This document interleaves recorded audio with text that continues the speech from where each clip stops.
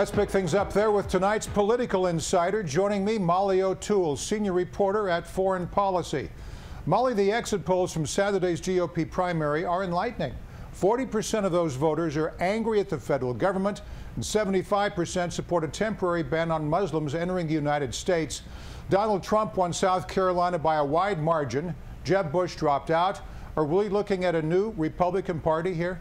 We're certainly looking at a pretty seismic shift, and I think we can take that lesson from Jeb Bush's early exit. He was heralded at the very beginning as an immediate frontrunner based on his family name, also leveraging that family name into soaking up a lot of big donor dollars at the very beginning. And throughout, he failed to get traction against the likes of Donald Trump, who, for perhaps lacking some specifics on policy matters, and Jeb Bush is often thought of as more of a wonkish candidate, he certainly has managed to tap into something that's very real in the GOP electorate, which is this sense of anger, this sense of being disenfranchised. And he's tapped into that, and he's been very effective. Trump wants to raise tariffs on Chinese goods by 45%. He's not the only GOP candidate campaigning against big business like that. That's also unusual for the GOP. What's going on here? This is somewhat rare. It's a really interesting shift that's gone on as well. I think it's part of this narrative about middle and lower income voters in the Republican Party feeling disenfranchised, feeling that while we may be in a recovery from the recession, it hasn't trickled down to them. So it's resulted in this very interesting rhetoric among the Republican candidates that's somewhat unusual, as sort of supporting business was one of the main tenets of the Republican Party. Now we see them all oppose, for example, the XM Bank, which is really key to helping larger businesses, but a range of sizes, help finance exports. All of the candidates stand against this, and we would see traditional funding bases for the Republican Party, for example, big defense contractors such as Boeing, dependent on the XM Bank. So it's putting them on opposite sides, which is really unusual. Now, last week, Trump exchanged a few words with Pope Francis over border walls and Christianity. Bring us up to date, Molly. What was this fight all about, and who started it?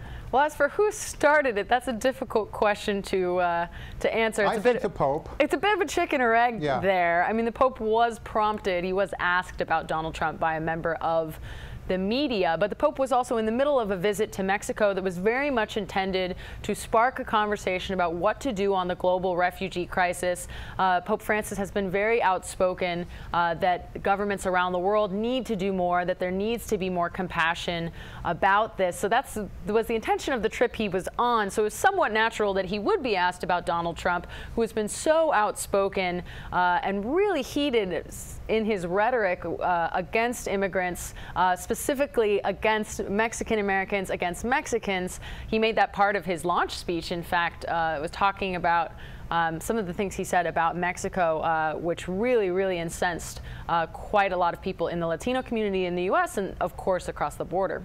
And pay no attention to the fact that the Vatican has a wall around it. Is this spat likely to hurt Trump in either the primaries or the general election? I think it has more of a chance probably in the general election. What he has to keep in mind is that 1 in 5 American voters identify themselves as Catholic.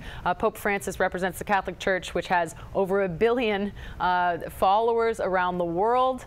So when you take on the Pope, you're really taking on quite a lot of people. And it's important to note what the Pope said is that people who talk about building walls and not building bridges are not Christian, as an adjective, not necessarily questioning the faith of Donald Trump, although that was the nature of his response. Yeah, I think both Trump and the Pope kind of walked things back, made peace, and so it may not be an issue in the months to come.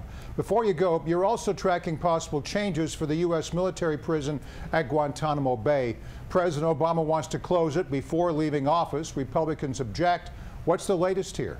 So with the Annual Defense Authorization Act, which is a massive bill that deals with a lot of defense policy, but also Guantanamo, members of Congress laid out a timeline, a deadline for a plan for closing Guantanamo. That's actually due tomorrow, on February 23rd. It requires the president to hand over that closure plan to Congress. So this will be incredibly controversial when it does come down, whether or not the White House meets that deadline or not, although President Obama did sign that bill into law.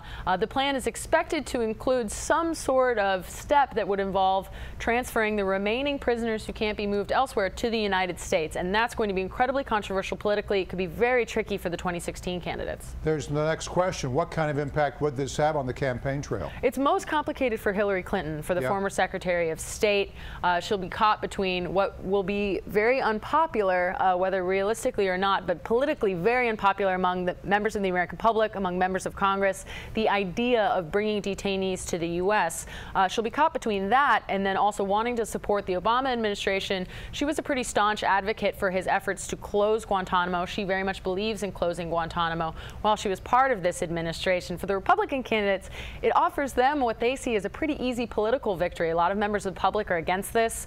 There are a few key swing states that have where they may consider moving detainees that they've talked about in the past, potentially considering locations there. A few key swing states where senators are up for re-election, Republican senators, and this could offer them potentially a pretty incendiary issue as we head into 2016. It's always good to have you on the show. Molly O'Toole, senior reporter at Foreign Policy. Thanks, Molly. Thanks for having me.